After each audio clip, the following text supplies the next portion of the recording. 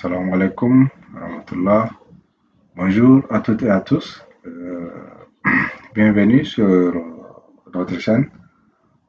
Si c'est pour votre première fois, merci de vous abonner, de cliquer sur l'onglet de notification pour recevoir toutes nos prochaines publications. Aujourd'hui, nous allons procéder à une toute première configuration d'un équipement nouvellement acquis. Évidemment pour Cisco, bien sûr. Donc on va débuter avec la configuration de base d'un équipement Cisco, d'un commutateur. Dans nos prochaines vidéos, on verra évidemment comment faire une configuration de base sur un routeur Cisco. Mais cette fois-ci, aujourd'hui, nous allons débuter avec un switch 2960 qui nous permettra de faire notre première configuration de base. Donc là, notre environnement de lab, c'est Cisco Packet Tracer, un simulateur qui est gratuit, mais propriétaire pour Cisco. Donc, c'est-à-dire, on ne peut tourner que de tout ce qui est équipement Cisco. Il a certaines limites, mais quand même, c'est un bon début pour tout celui qui vient de commencer le monde de réseau informatique. Donc là, je vais choisir mon switch. Je choisis également un client.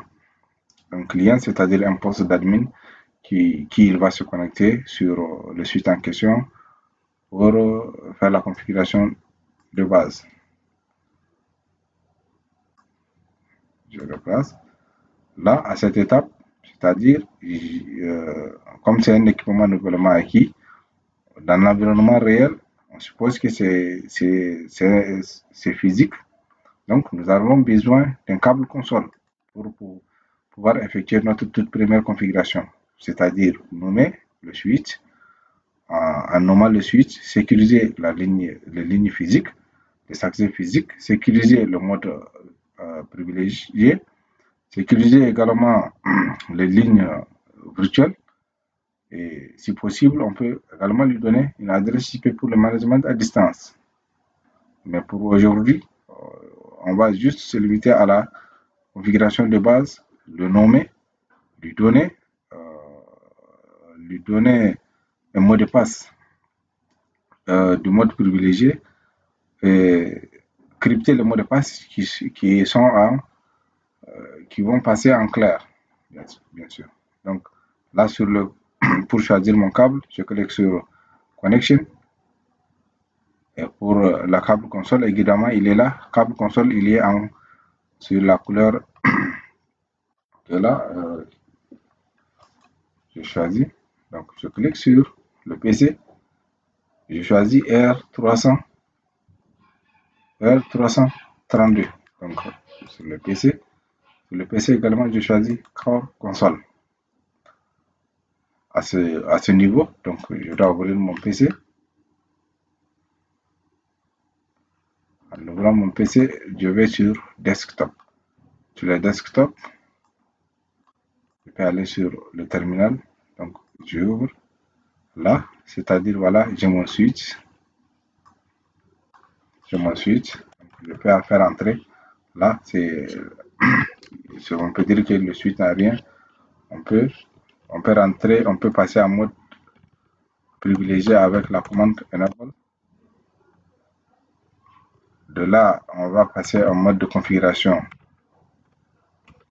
global. On va lui donner un nom. Hostname.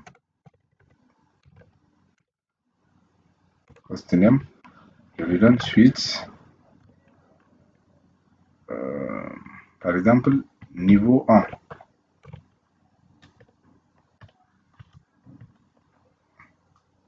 N'oubliez pas, on nomme vos équipements en fonction de l'emplacement, en fonction du type d'équipement, en fonction du nombre également. Là, on vient de le nommer, donc on va sécuriser l'accès physique.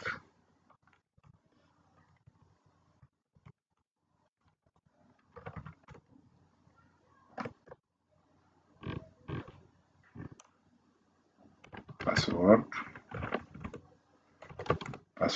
Moi, je mets Cisco. Donc, vous pouvez choisir un mot de passe au hasard. Maintenant, je tape login pour qu'il puisse accepter la demande. Donc, je quitte également. Là, je dois sécuriser l'accès au mode privilégié. Également, enable secret. Donc, pourquoi j'ai choisi secret? Par exemple, j'ai choisi secret à cause de son niveau de sécurité. Je peux toutefois mettre password, mais en mettant password, c'est-à-dire le mot de passe sera en clair quand on va afficher la configuration actuelle du switch. Mais en choisissant enable secret, c'est-à-dire le mot de passe sera crypté. Bien avant qu'on utilise la fonction du service password encryption pour encrypter tous les autres mots de passe. C'est-à-dire, lui, de préférable d'utiliser toujours secret, enable secret. Je donne 1, 2, 3, 4. Je mets. Maintenant, ça nous reste. On peut aller vérifier notre configuration actuelle.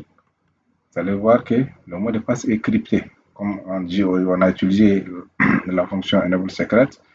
Parallèlement, on peut aussi observer que le mot de passe de la ligne console, lui, il sera affiché en clair. Vous voyez, le mot de passe, lui, il est là, il est en clair. Maintenant, nous, on veut crypter ce mot de passe en utilisant le service password encryption. Et c'est fini. Avec la commande service password encryption, on peut réafficher notre commande, notre configuration actuelle. Vous allez voir que c'est crypté également. Donc, là, on va passer à notre ligne. On va passer à notre ligne virtuelle. On va passer à notre ligne virtuelle pour la sécuriser, pour un accès distant. Donc, line VTY 0 à 4. Line VTY, ligne virtuelle de 0 à 4, c'est-à-dire de 0 à 4 sessions. Donc, 5 sessions. Le password, je donne également, je peux mettre Cisco aussi. Je peux mettre Cisco également. Login. À ce niveau, je peux, par défaut, le telnet est activé. Donc, en laissant sans préciser le type de trafic distant sur la ligne virtuelle, par défaut, ça reste toujours sur telnet également. Donc là, on quitte. Comment le manager? Maintenant, pour le manager, un switch vient par défaut avec un VLAN. Un VLAN par défaut, le VLAN 1. Donc tous les ports du switch sont sur ce VLAN en question. On suppose qu'avant notre toute première configuration, on doit se déplacer de la salle d'équipement et l'administrer à distance. Donc, on donne une IP au VLAN management. On peut créer un VLAN de management qui est conforme à notre politique d'entreprise. On lui donne une adresse IP sur laquelle on peut l'administrer à distance. Ou encore, on peut utiliser le VLAN 1 en question. On lui donne une adresse IP pour le manager à distance sur notre poste d'administration. Mais ce qui est recommandé par Cisco, c'est de créer un VLAN de management sur lequel il doit être identique à tous les équipements, c'est-à-dire tous les équipements de votre réseau doivent utiliser le même sous-réseau de management, le même VLAN de management pour que ça soit conforme. Donc là, moi, par exemple, c'est conseillé de ne pas utiliser le VLAN 1 qui est d'ailleurs par défaut. Là, d'ailleurs, moi, j'utilise, pour notre premier exemple, je vais laisser le VLAN 1, je vais laisser le VLAN 1. Je vais créer un VLAN de management qui sera nommé VLAN 100, par exemple. Donc, je tape VLAN 1, le name, je mets MGM, management. Donc, description. Donc, à partir de là, le nom, j'ai défini le nom, je quitte l'interface du VLAN. L'interface du VLAN, je vais créer une interface virtuelle. Le VLAN est créé. Maintenant, j'active l'interface virtuelle de ce VLAN. Donc, VLAN 100. Là, l'interface est créée. Description. VLAN management. Le VLAN management. IP adresse. IP adresse. Je donne 10.10.1.254 avec le masque de 250 et je quitte. C'est-à-dire à ce niveau, on peut quitter, on peut voir, on peut essayer de vérifier notre show VLAN brief. On verra que notre VLAN management est, il est là. Notre management il est là, il est actif. Il n'a aucun port sur lui. Il n'a aucun port. Maintenant, on va aller prendre un PC qui va jouer le rôle d'un PC d'administrateur sur lequel il sera connecté sur le port Fast Ethernet 01 par exemple. Donc, Fast Ethernet 01. Ce PC doit faire partie de ce VLAN. Donc on doit configurer son adresse IP qui sera dans le même sous-réseau que notre VLAN de management, un poste d'administration. Donc je lui donne espace avec un masque de sous-réseau de 24. La gateway, ça sera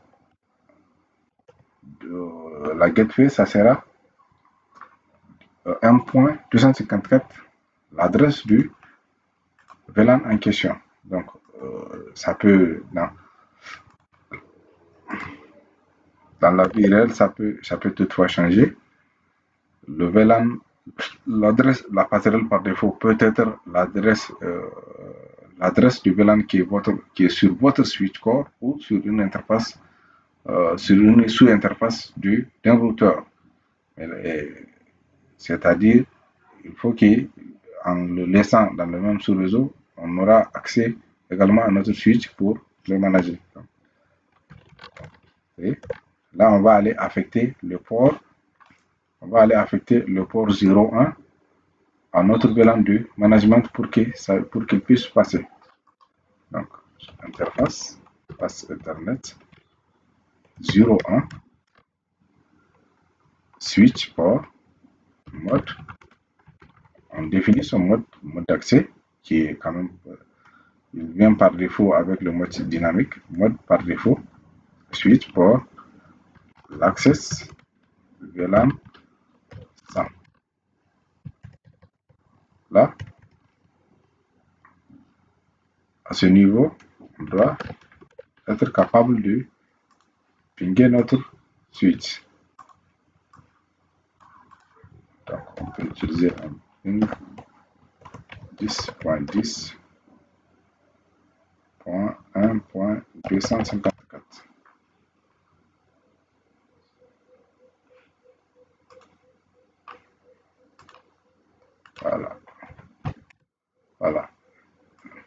Voilà, le ping passe.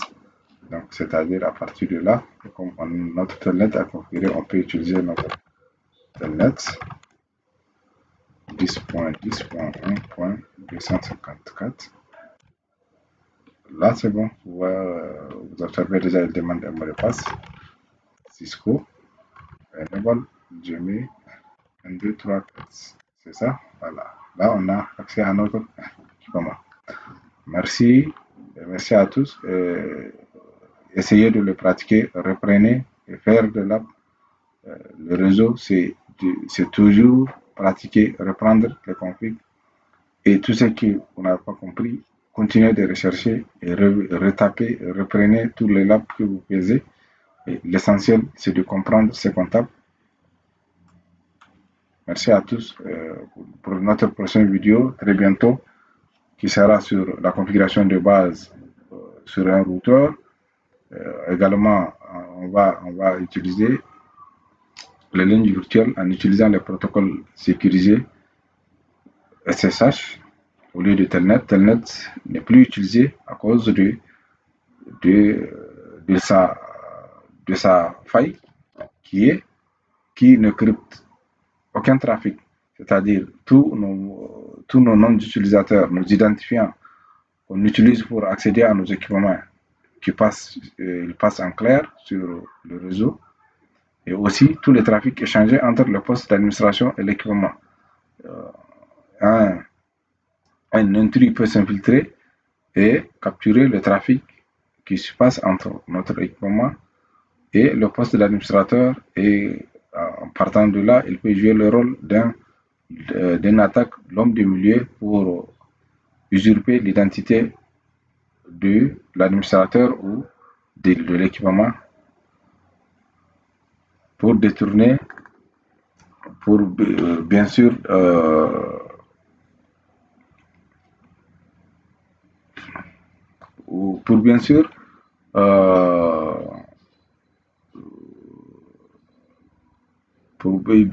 pour atteindre, pour bloquer ou